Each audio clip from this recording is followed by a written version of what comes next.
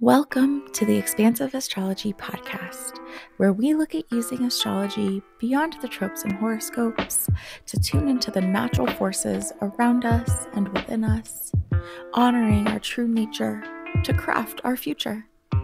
I'm your host, Melissa, the self-carewitch, and I'm here to help you meet your magic. Without further ado, let's begin this week's episode with a tarot reading for the collective. Hello, love. Welcome back to the Expansive Astrology Podcast. This is episode 4, and I'm so excited to be here. I have a great episode for you today. We're talking self-expression, authenticity, communication, all inspired by Gemini.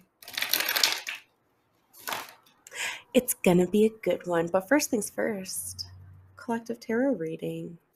Take what you need and leave the rest, right? Since this is for the collective, some of it might really resonate and some of it might not feel as impactful for your life and where you are today, right? But take what you need and leave the rest.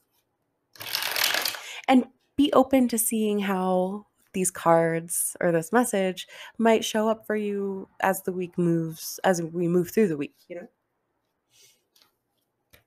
Let's see.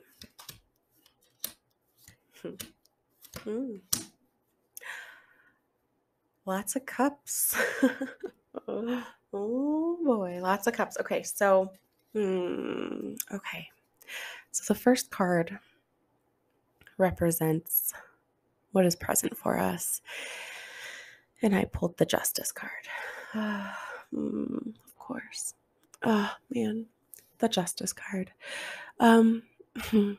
Well, in my neck of the woods, in the United States, there seems to be tragedy after tragedy and oppressive force after oppressive force, and oh my God, it's getting really hard to exist in a world that seems to be getting worse and worse with no change. I don't know how much I want to get into, specifics of what has been going on in the news lately in the past week or so in terms of legislative bullshit and more mass shootings and more lives lost, children, babies. I wish I could say that pulling the Justice card means that, justice will happen. Unfortunately, that's not how it works, and I don't get that sense at all. I wish I could say otherwise. What the Justice card is actually here to say, the Justice card is here to say, look at what exists. It's kind of a radical acceptance card. It's kind of a what are you resisting looking at? What are you resisting accepting? What are you fighting? Justice can really show up when we're life isn't fair, which it isn't. Life is not fair. It isn't. It's cruel. It's completely part of the experience and totally natural for us to move through feelings and phases of I can't believe this is happening. I cannot believe this is happening. This can't be happening. This is so horrible. It's horrible. It's terrible. This is horrific. And then Justice comes up and assists us in moving from that place into a place of this is what's happening. Here is the truth. These are the facts. This is what's happening. Here is how I am contributing to it. Here's how it is unfolding in ways that are outside of my own power or influence. Here is the truth. Justice comes up as an ally, as a support to help us to move into that place of here is the truth that maybe I've been resisting, maybe we haven't wanted to look at. Or maybe I have been looking at it. Either way, justice comes up and kind of has our back and saying, this is what it is, and kind of evaluating from there, how can I bring this into balance? In what ways do I have influence or power to bring some sense of balance to the situation? So the justice card isn't some sort of like magical signal that justice will be served or that balance will be found and things will come into order. If only. If only. What it is saying is it's time to acknowledge what is. How can we acknowledge what is? How can we tend to what is here? And this doesn't have to relate to like the big external tragedies that are happening, that have happened in our country, or like legislative issues that need to be tended to. It doesn't have to be about like those big external things. It can also be about our own very internal experiences or processes. A willingness to accept where we are, where we've been, what is here, and how we are perpetuating any potential problems, how we have contributed to where we are now, how we can contribute to where we're going in a way that is more intentional, you know. And the second card, which is supporting that, is the Eight of Cups. I have kind of a heavy pull this week. There's kind of a lot of like reckoning, it feels like. Grief. In the Eight of Cups, we're asked how willing we are, what it looks like for us to walk away from something that isn't working for us. Even if it has been working for us for a very long time. Even if we've been working towards something for a very long time, or, you know, in the Smith-Waite deck, the image on the Eight of Cups is a partially completed pyramid of these beautiful cups in the foreground, and the being is walking away from the cups. They're like, they've been collecting these cups. They're strong and sturdy and full, and he's been building on them and creating this wall of cups for who knows how long. And they chose to walk away. And there's an indication that this is an empowered choice. This being knows. They might not know where they're going, and they're like intuitively guided. And this is shown by the moon on the card. Now, again, this can be something really large and external. It can be like a relationship or a job or, certain traditions or old school ways of doing things, or like constitutional amendments, perhaps. These can be really big external things, and they can be really quiet internal things.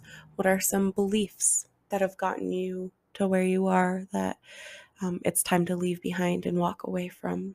Habits or patterns or rituals or ways of thinking. This can be pretty quiet and internal too, unnoticeable to anyone outside of us, perhaps. So those cards together as being present for us.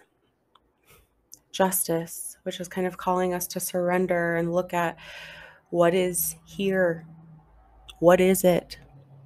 I know maybe you can't believe it, but it's time to look at it and it's time to talk about it. It's time to accept it. It is what it is, and we can only affect some sort of change after we have acknowledge that it is what it is, and we need to talk about it in a really real way. We need to accept responsibility for why it is the way that it is, how we have contributed to that, and how we need to adjust to bring about some sort of balance.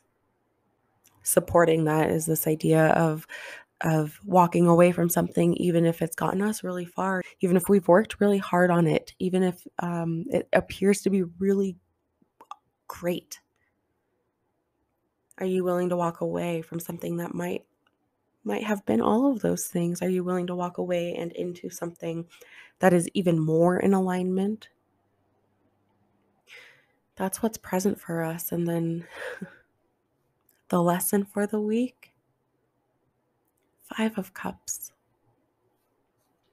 5 of Cups, who shows up as a reminder, an ally in grieving and allowing ourselves to stop and grieve.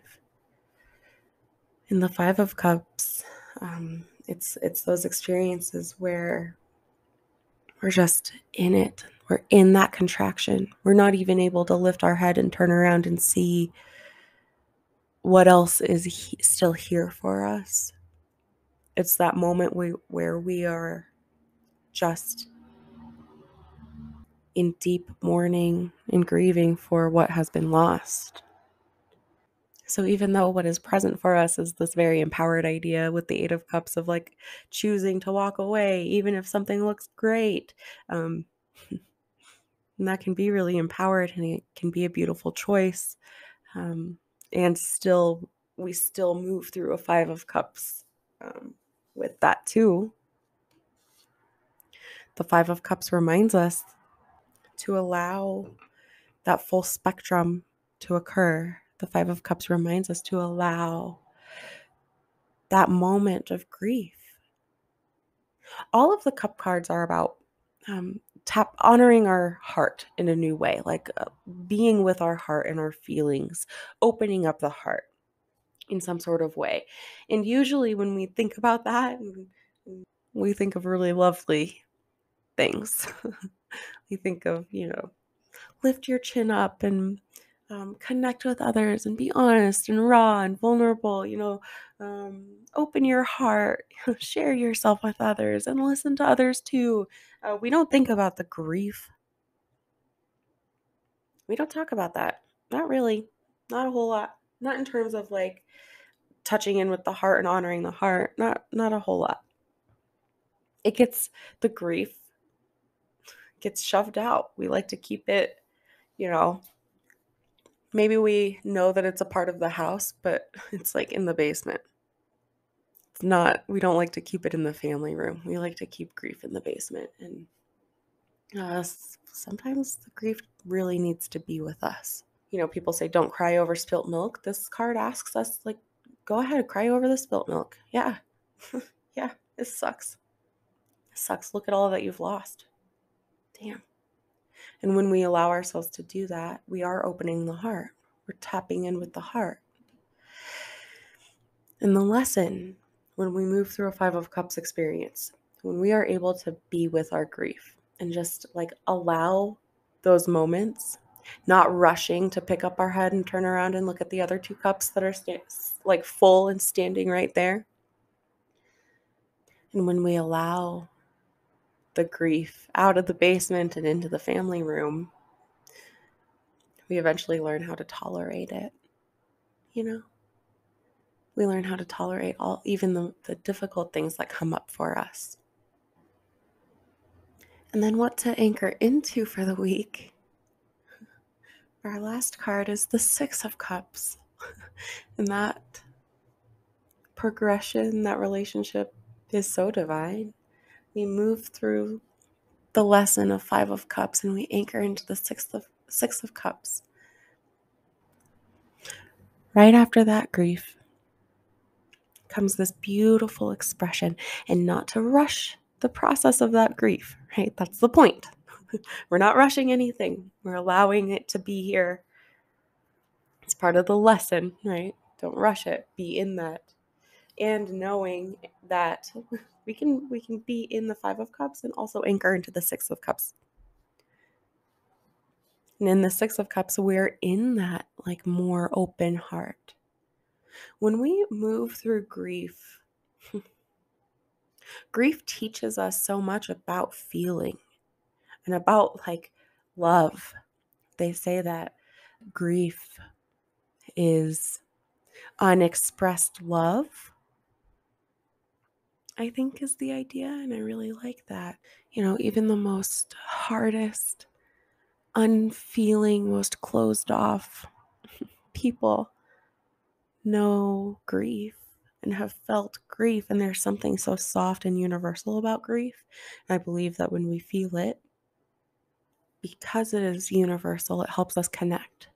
It helps us, we can see each other in a new way. It opens us in a way.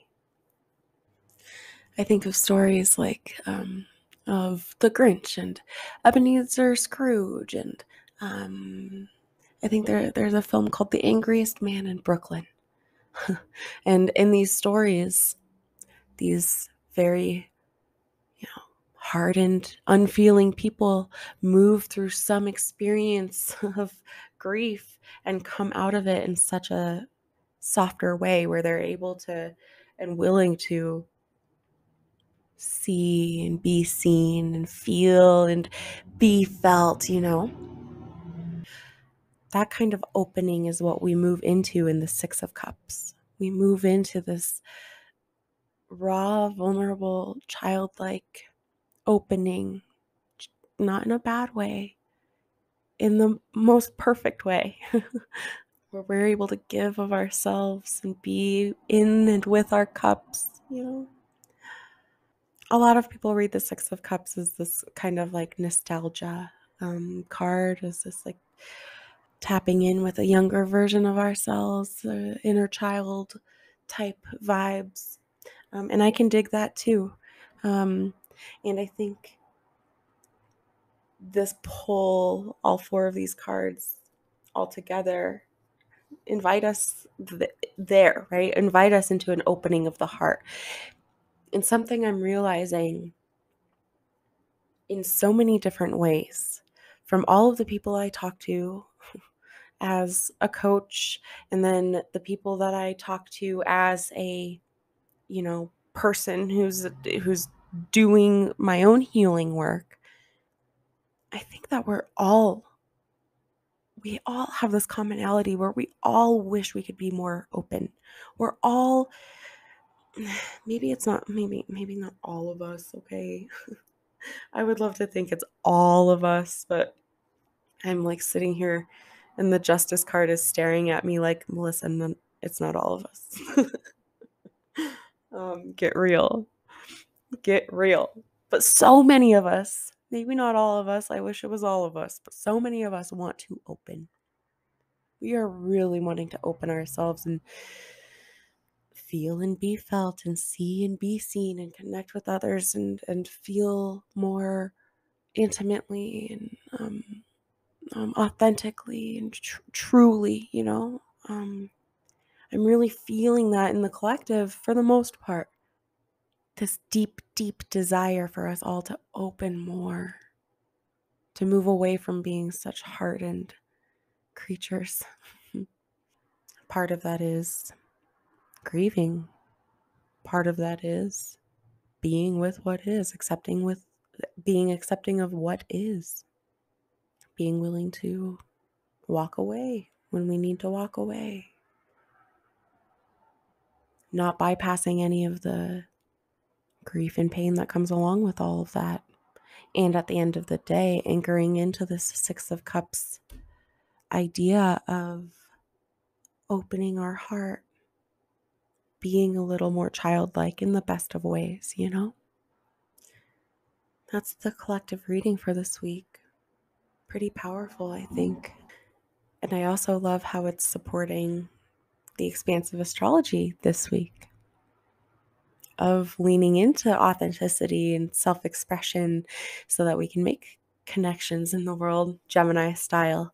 And this conversation about communication and self-expression is foundational for what we're going to talk about next week, which is the lovers. So let's go ahead and hop into the expansive astrology for the week. So we're talking about communication and self-expression because Gemini is ruled by Mercury, the planet of communication. So it kind of inspires this whole can of worms. It inspires this huge topic of communication, how we express ourselves. So this season is really for you to explore and be with your reactions to things, honoring your thoughts and your feelings, noticing how your nervous system is reacting to things, and then empowering yourself with intention to grasp power of how you're showing up in the world. That's why we have this conversation about the nervous system, and then we move into self-expression, and then we're moving into like our relationships and how we see ourselves reflected in the world next week. Because that's what Gemini's medicine is all about. It's all about evaluating how we are reflected in the world. And part of that comes down to how we express ourselves, how we communicate ourselves, how we get our needs met, how we express what's happening for us. And I'll speak more on that reflected piece, how we're reflected in the world outside of us, next week during our lesson on the Lover's card. But we're setting the foundation for that today as well. So explore with me, will you? What is your experience with authenticity? What is your relationship with authenticity? How important is it to you? How often do you consider authenticity and like where you are at in terms of authenticity? Authenticity is when your actions are congruent with your beliefs. So yet another example of the divine timing of how the universe works and how this all unfolds. We move from Taurus season, where Taurus rules the Hierophant, where we are invited to question what it is we believe, what beliefs we are building our life on, really running our beliefs through a system of like checks and balances, make sure nothing's going unchecked, you know? And then we're in Gemini season where we're building off of that. How are your actions congruent with your beliefs? How is your existence an expression of what you value and believe? What actions, behaviors, habits, ways of being do you engage with that are not congruent and in alignment with what you believe and value?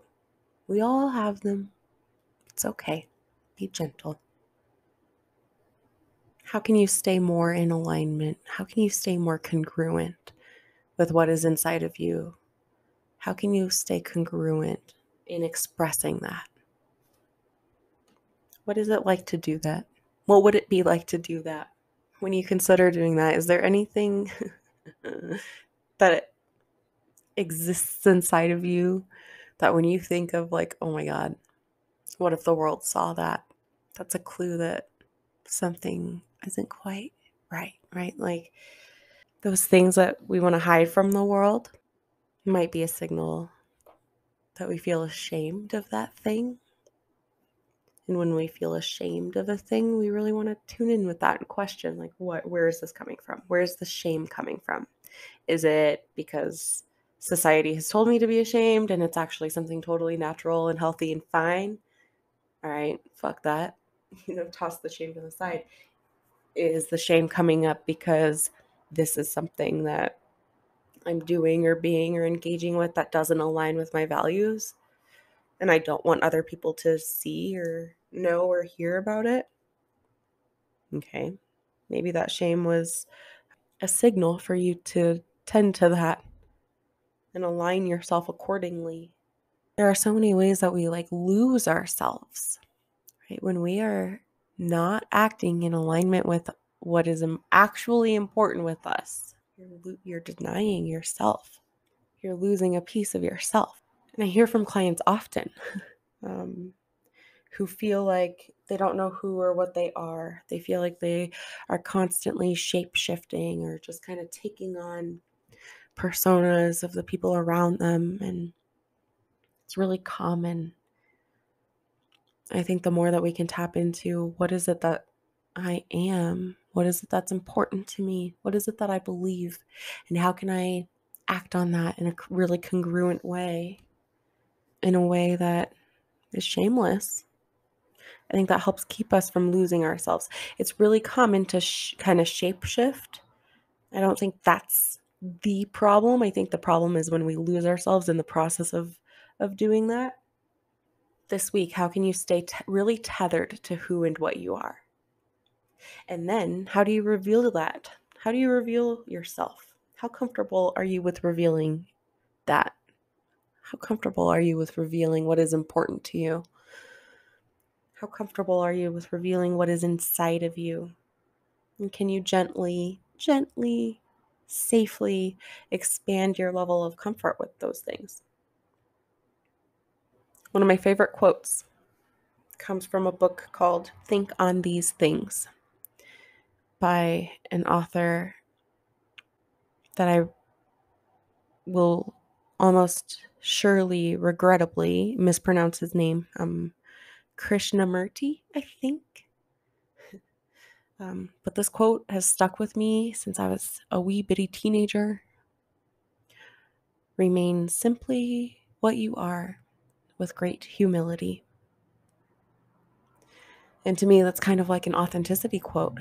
It reminds me to tether myself back to simply what I am and what I'm experiencing. And being willing to experience that and be in that and share that with great humility. So a big piece of this journey toward authenticity and self-expression, we really want to check in with how do you want to be perceived? This might feel really similar to like what it is you believe and value. What is it that you want other people to see in you? How do you want to be perceived? Because being aware of this will help you stay mindful over the ways that you might be avoiding certain truths or overcorrecting. For example, if it's really important to you that you're perceived as strong, how might that impact how you show up in the world?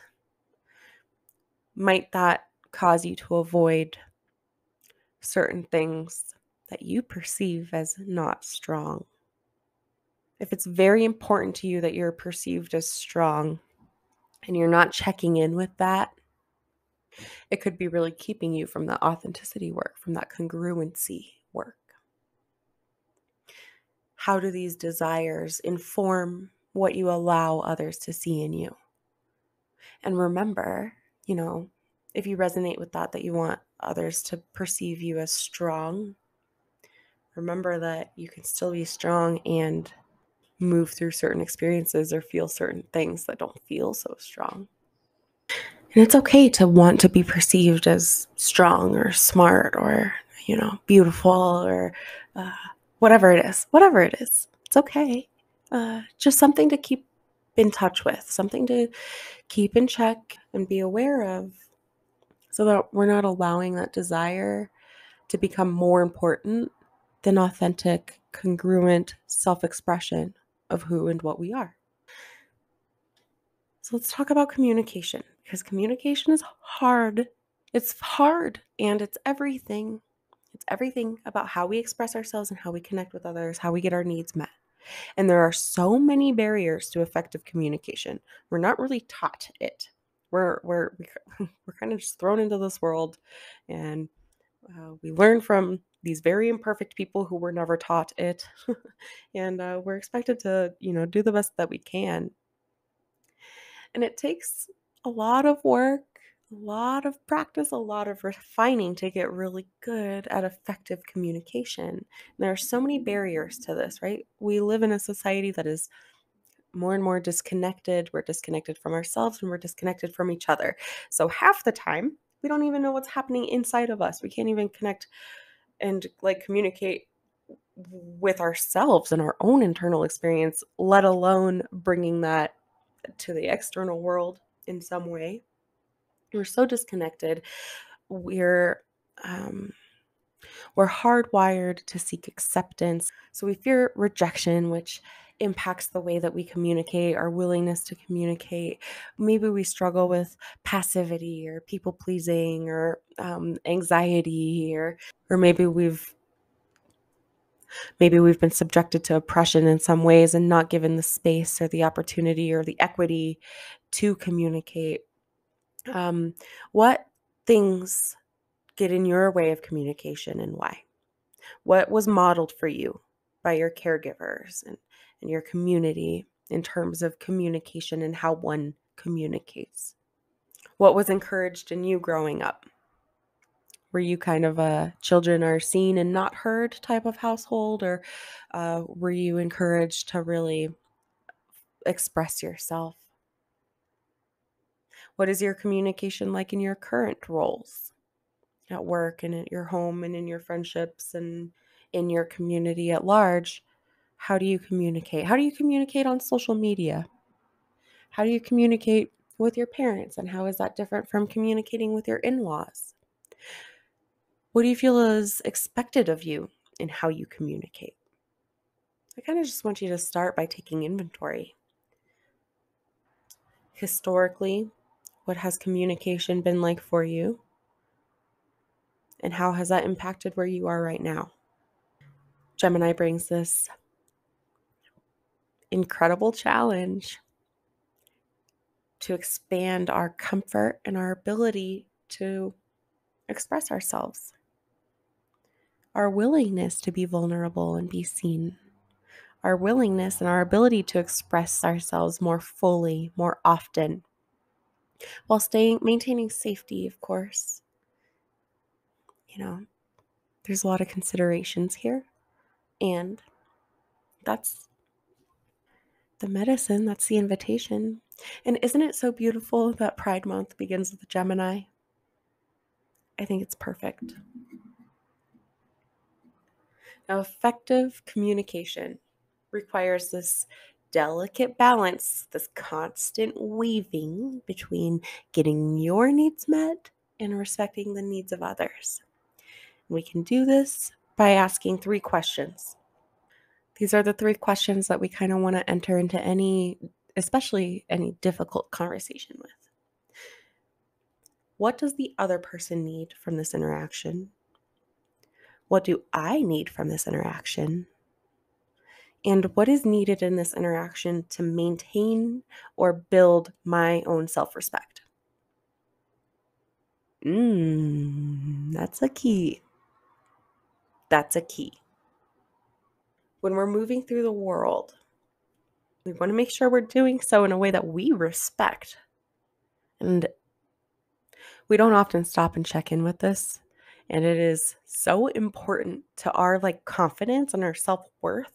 How can we feel confident when we don't respect how we're moving through the world, how we are getting our needs met, how we are in relation with others?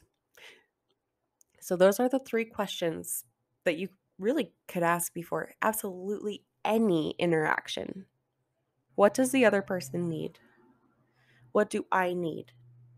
And how can I get that done while building or maintaining my self-respect?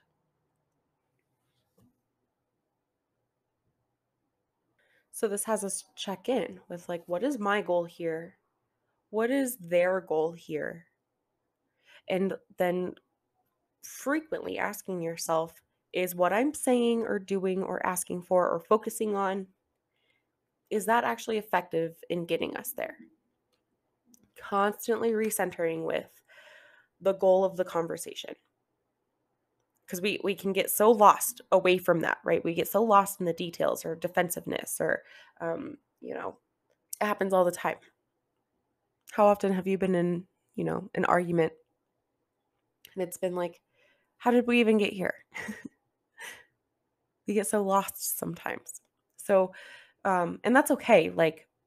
To move from what initially sparked a conversation to move from that into something else, that's not a problem. But making sure that we're always centered with the goal of the interaction, not getting lost in all of those other things, making sure that if we're bringing those other things up, that we're still staying centered with what the goal is. What is the need here? How can I get my need met? How can I maybe get the other person's need met? And how can I do so while maintaining a sense of self-respect? So people pleasers highlight the importance of that third question. How can I get these needs met? Or as close to them, right? Like, because sometimes my needs are completely opposite of the other person's needs, and then that presents a conundrum, right?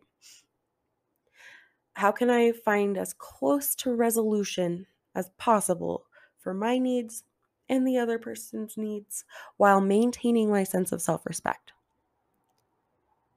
I don't know about you, but for me, self-respect is not built out of caving, neglecting myself, prioritizing the other person over myself. That doesn't build my self-respect. It also doesn't build self-respect for me to tear down another person or, you know, or to be an ass to them for my own sake, you know? Building self-respect is so important. It's like, because first and foremost, before anything else, we have a relationship with ourselves.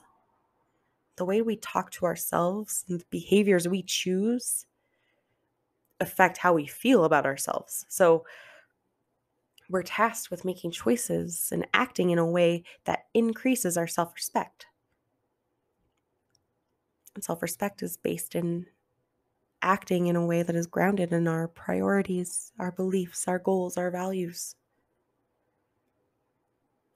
Don't bypass how important this is. Like, respecting ourselves is the foundation for how we show up in our other relationships. And slow down, take time, be present with others, treat others with care and respect and interest and validation, right? Because that allows us to form and nurture meaningful relationships that are enriching for us. Even in times of conflict, slow down and treat others with care and interest and respect and validation. And we also want to focus on, good communication is built on assertiveness. We have a right, you have a right to getting your wants and needs met more reliably. You have a right to get your needs met. You have a right to ask for what you need. You have a right to ask for what you would like. You have a right to ask for a taco night. You have a right to say no. You have a right to set boundaries. You have a right to disengage. You have a right to negotiate. It is so worth it to really focus on building confidence and competence in assertiveness. So I have some rules for communicating. Just a few things to keep in mind. The first idea to keep in mind is to take a non-judgmental stance with yourself and with others. This takes a lot of work to practice a non-judgmental stance. Our brain is hardwired to judge. Our brain is hardwired to instantly place things into really simple categories. And we can kind of break that down into, this is acceptable and this is unacceptable. This is acceptable, this is unacceptable. This is acceptable, this is unacceptable. And that can go for this is safe, this is unsafe. It's unacceptable to put your hand in the fire. And thank goodness we can think that quickly about something like putting our hand in the fire, but it becomes a problem when it's like in an attempt to keep us safe. Our brain will be like, all men are unacceptable, or all people in purple shoes, unacceptable. All feelings of discomfort, unacceptable. And we turn away from those things, shut them off. We just, slap the label of unacceptable on them and don't think of it any further. Again, really important for keeping us safe without us having to reason through all the reasons why sticking our hand in the fire is not a good idea. Not so helpful in relating with others and sharing ourselves with others. Not so helpful in managing our inner critic and making connections. So practice taking a non-judgmental stance where instead of sorting things into acceptable, unacceptable, acceptable, unacceptable, we kind of merge those piles and everything is acceptable because it is. More influence from the justice card here. But where it's not that we approve of everything, but we're not judging things as good or bad, right or wrong, okay or not okay, unless it's like truly not okay, like a matter of safety, taking a non-judgmental stance, avoiding extremes, those extremes of good or bad, right or wrong, really checking our narrative. We can have preferences and we can feel displeased about things without rejecting them, without deeming them unacceptable. And as a coach, my clients know how nitpicky I am about our narratives and the words that we use. If a client says something was good or bad, I'm going to interrupt what they're saying and ask them to, describe that for me. What do you actually mean by good or bad? We want to use words and actions, behaviors, but we want to use words that are respectful of ourselves and others. We want to use words that are not extreme. So it's really common for us to say things like, I don't know, Susie never cares about what I have to say. Be careful about your narrative. Just the word never there is an extreme that might not be true. Maybe it is. Maybe Susie truly never cares about what you have to say. But be really careful. If that's not true, make sure to use language that's more accurate. You want to be accurate with your language. So maybe with Susie, the more accurate example is, I often feel like Susie's distracted when I'm trying to share with her, or I never quite get the validation I'm seeking from Susie. Those things are a little more, they're more descriptive. And when we're more descriptive, it gives us more to work with. Those more descriptive examples kind of show ways that Susie can adjust, or ways that maybe I can adjust my expectations of Susie and maybe validate myself. So be careful, be impeccable with your word. And I don't mean that in the way that we normally mean that. Be really careful with how you speak. And so when we say things like, you know, sometimes I'll hear people say like, you know what, I don't even care. I don't even care anymore. And 99% of the time, that is not what they mean. It is not true. They care very much, very much. Say what you mean, Okay, my next rule: no more unneeded apologies. No more, no more, no more unneeded apologies. You hear me? Not for your opinion, not for your viewpoints, not for standing slightly too close, not for disagreeing with somebody else, not for being you in any way, not for taking up space, not for no more apologies. Avoid apologies over things you have no control over. Avoid apologies over things that are not actually harmful. When we apologize for these things, it erodes our self-respect and it devalues actual apologies. Don't do it. Don't do it. Find other ways to say what you need to say in those moments. What are you actually trying to say when you say sorry? One of my favorite little tips A lot of the times we can shift from sorry to thank you. So instead of I'm sorry I'm late, thank you for waiting. Use your priorities and goals and values and beliefs as a guide to tether yourself to ground yourself in what you know. And then choose behaviors and interactions that are congruent with those things and that build your self-respect. What is important to you, right? What is non-negotiable? How can you live in alignment with that? And my last tip, and this is huge, and a lot of people hate this, but it's true. Others cannot read your mind. They can't. Not your mom, not your kid, not your husband of 11 years. They cannot read your mind. It is your responsibility and your responsibility alone to let them know how you are and what you need.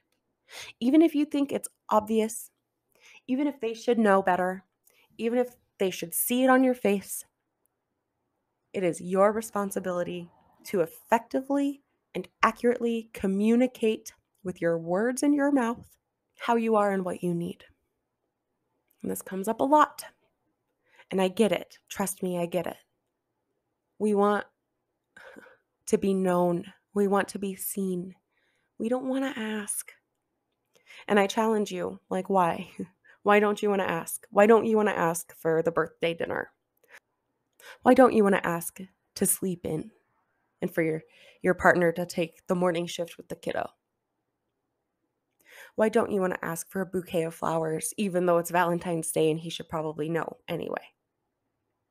Is it because they quote unquote should know? Check in with that. Why should they know? Why should they know?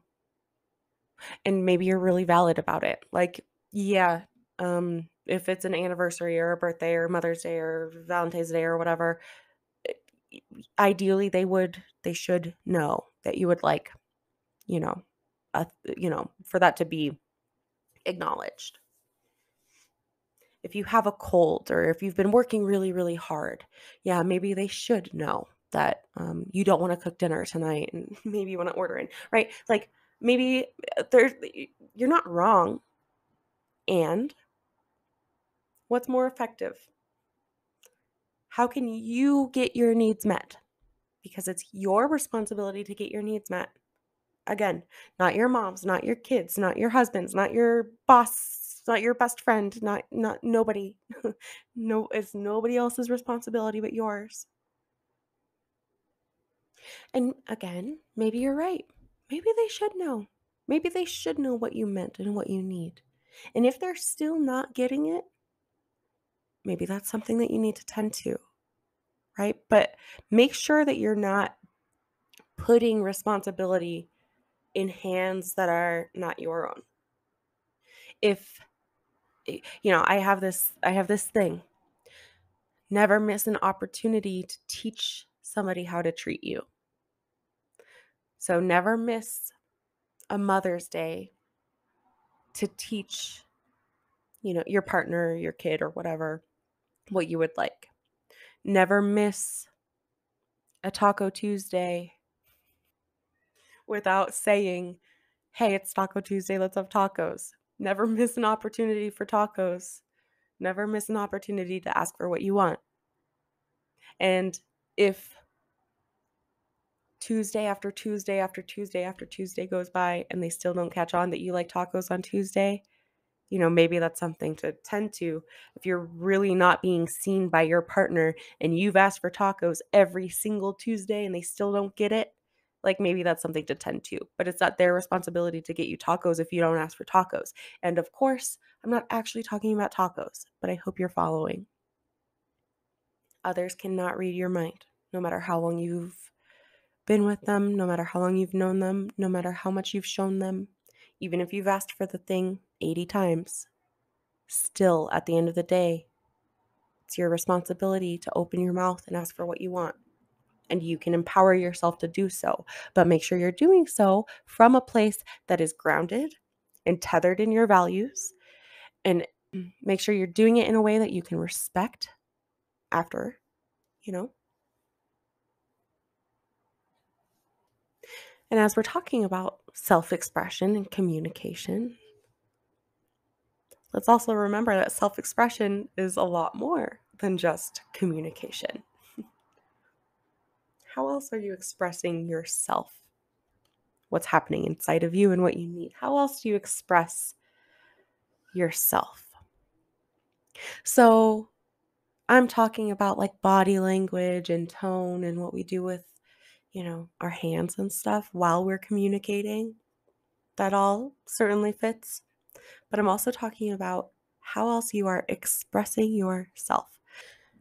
During Gemini season, we're really tethered to the medicine of the magician, which reminds us that we are a channel that is constantly weaving what is outside of us with our own experience and then back outside of us again.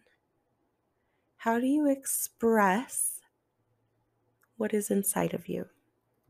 How do you get it out? How do you bring it into fruition in the real world, outside of you, in your external world? How do you extract? How do you extract what is inside of you and express it into the outer world? Now, this can look like singing, cooking, crafting, creating, painting, dancing, arguing, writing. It can look like being snippy with your kids, or it can look like taking a painting class. It can look like engaging with addictive behaviors, and it can look like engaging with nourishing behaviors. So while this week we're talking about communication, and I really want to invite you to work with that and how you're, literally communicating with your words and your mouth and your language. And also I'd be remiss not to note that self-expression is a lot more than communication and connecting with others. Self-expression is also creativity and magic and connection. And if you don't think you're creative, think again, mama, and read some Sark. How can you express yourself a little more fully, a little more authentically, a little more congruently, a little more wildly?